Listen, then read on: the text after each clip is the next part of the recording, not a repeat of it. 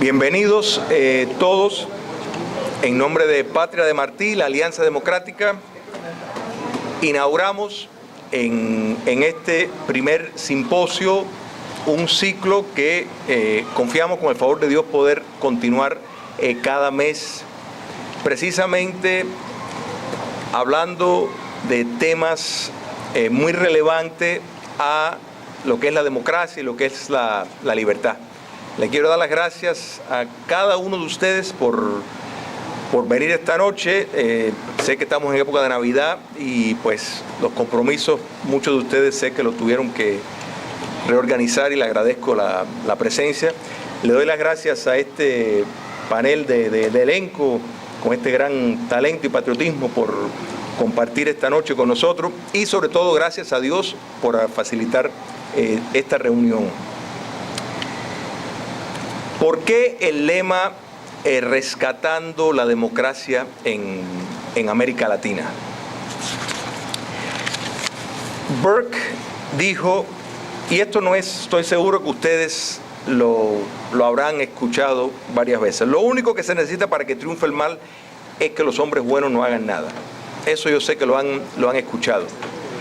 Pero cuando vemos el avance en América Latina de el despotismo, de esta nueva forma de ejercer las dictaduras, no es porque de pronto hay más individuos malos, sino porque la clase política democrática, porque los hombres buenos no lo están confrontando. Existe un mar de inercia en la clase democrática donde la ambivalencia moral le está dando rienda suelta a una nueva forma de lograr lo que en otros tiempos era necesario, tener una guerrilla, rurales y urbanas. En estos momentos, pues, vienen uniformados de demócratas y gracias a la complicidad tácita, en muchos casos, de lo que deberían de saber mejor, pues le dan legitimidad a estos regímenes que buscan perpetuarse en el poder y lograr lo que en otro momento hubiera parecido imposible, perpetuarse en el poder y seguir llamándose democracias, ser avalados por y respetados por presidentes demócratas. Eso es una de las razones por la cual nuestro continente está en una urgencia de una nueva ética que defienda una serie de valores para evitar la desnaturalización de conceptos, del lenguaje y de determinados principios. En cierto aspecto este tema está ligado, y hablando en tono musical, a una obertura de un acontecimiento que se va a llevar a cabo el mes que viene en enero. El 27 y el 28 de enero en Cuba se va a reunir la CELAC, ese invento del castrochavismo que busca, bajo la falsa noción de una integración panamericana, pues precisamente alienar las democracias más exitosas en el continente y promover su versión de la subversión roja con, de nuevo, el nuevo disfraz de la democracia. Nosotros, el 25 de enero, pensamos tener en la Facultad de Leyes en FIU una especie de cumbre paralela donde nos van a acompañar parlamentarios de América Latina.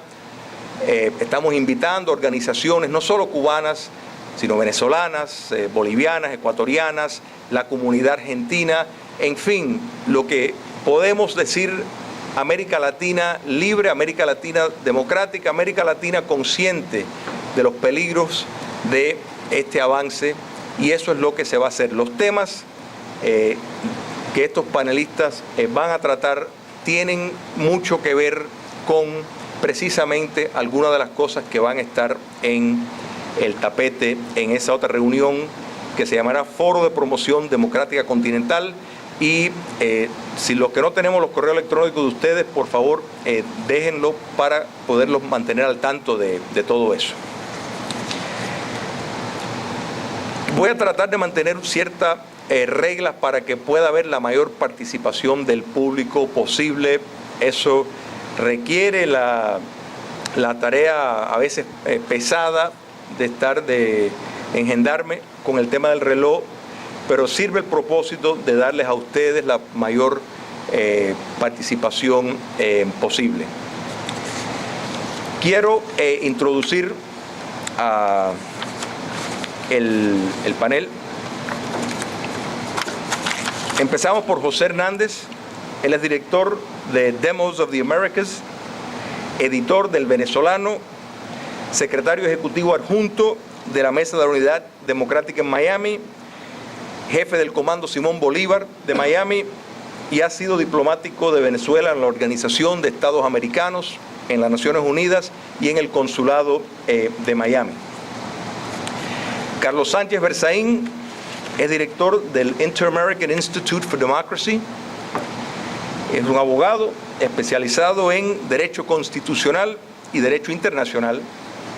Tiene una maestría en Ciencias Políticas y Sociología, graduado de la Universidad Mayor de San Simón, la Universidad Internacional de la Florida y la Facultad Latinoamericana de Ciencias Sociales en Argentina.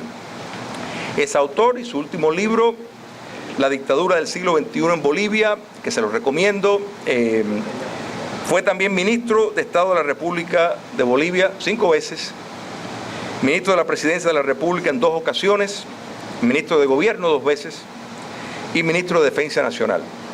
Yo estaba un poco preocupado si iba a sobrar tiempo, y yo dije, bueno, si llego a ese punto voy a leer la biografía entera del doctor Carlos Sánchez Berzaín y ya pues me ahorro eso. Y Daniel Álvarez es profesor de Teología y Filosofía en la Universidad Internacional de la Florida. Tiene una maestría en Estudios Teológicos de la Escuela de Divinidad de la Universidad de Harvard. Tiene una maestría en Religión y Filosofía de la Universidad de Harvard. Y sus ensayos académicos han aparecido en publicaciones como Teología Hoy, Filosofía Este y Oeste. Y es un formidable polemista. Para mí un gran honor debatir con él por su conocimiento y su extraordinario estilo. Muchas gracias a todos. Y vamos a abrir con José Hernández, que nos va a hablar sobre la doctrina Betancourt.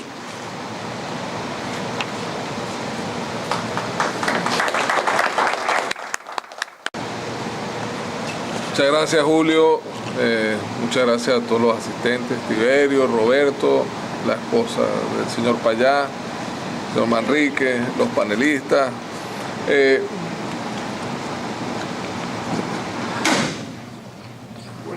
Gracias. Si tienen calor me lo dicen y lo ponemos y después lo ponemos. Tranquilo. Esta es una medida temporal, me digan. Lamentablemente va a ser calor porque voy a hablar de Rómulo Betancourt, y es uno de los tipos más polémicos que he vivido en América Latina y uno de los fundadores de la democracia. En mi visión particular es como la cadera de lo que ha sido la democracia en América Latina. La cadera es el hueso del cuerpo donde se pegan todos los músculos, y sin la cadera el cuerpo no trabaja, no se camina. Rómulo Betancourt fue la cadera de la democracia en América Latina. Participó en la reunión de Bogotá en el año 48, donde se dio el inicio de la Organización de Estados Americanos. Participó en 1950 en La Habana, ya expulsado de su país, también donde se dio lo que fue el inicio de lo que era el principio democrático de la Organización de Estados Americanos. Fue presidente después de haber